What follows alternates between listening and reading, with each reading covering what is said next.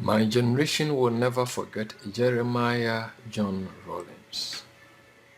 We were playing in the streets of Bantaman's quarters when we heard that JJ who turned up to be Ghana's contemporary Messiah has reclaimed power again. Of course, in times like that, no one knows what portends, and it is absolutely normal for how each individual felt, whether elated or disappointed. Even my father, the late Nanaka Karia Dumata II, also known in private life as Anthony Richard Kakari, was briefly thrown to jail at the Swami police station. Yes, some excesses were committed, and that is also not new in the human story. No tectonic shift happened without some sacrifices, disaffection, damage, or betrayal. But I think the important thing is to look at the bigger picture. And was the bigger picture served in this case? My opinion and that of many within my generation is yes.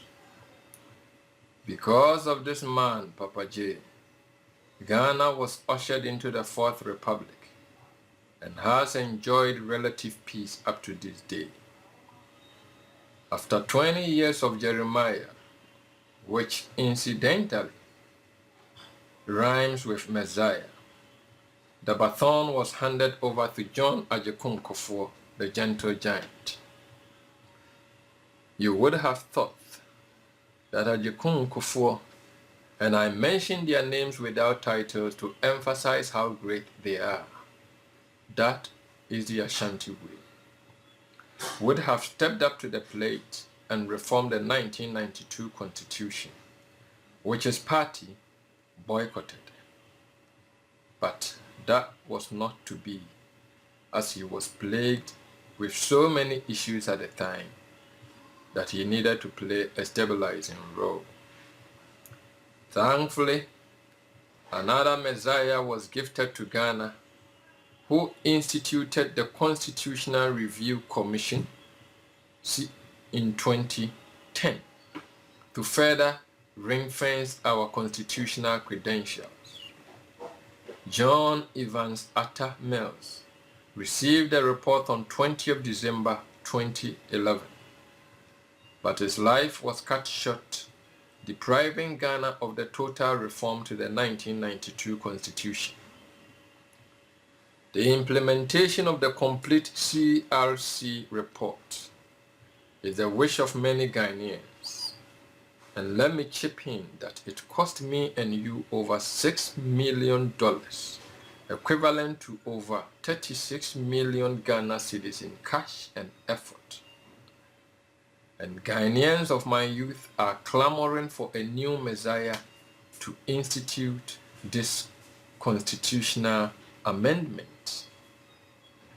Look, it is an insult and absolutely disingenuous for any leader to sort of choose and pick what he thinks is good for Ghanaians, whilst all the time their interest is to pander to the whims and caprices of the selected few. God has been good to Ghana so far, and we keep having marginal calls about this potential for destabilization. If, and this is a big if, the elites think Ghana has passed the era of senseless coup d'etats, they should think again. I will repeat here and again that life is probabilistic and not deterministic, and that what happens tomorrow depends on the difficult actions stroke inactions we take today. With how things are going, I have no doubt in my mind that another Messiah would definitely emerge. And the question is, from where? Would it be from the established political allies? or it has to come from the outside, as it is the case in most. Our action stroke inaction today will determine the outcome tomorrow. I am Osei Kakari of the Talking Xylophone, and I demand change. Thank you.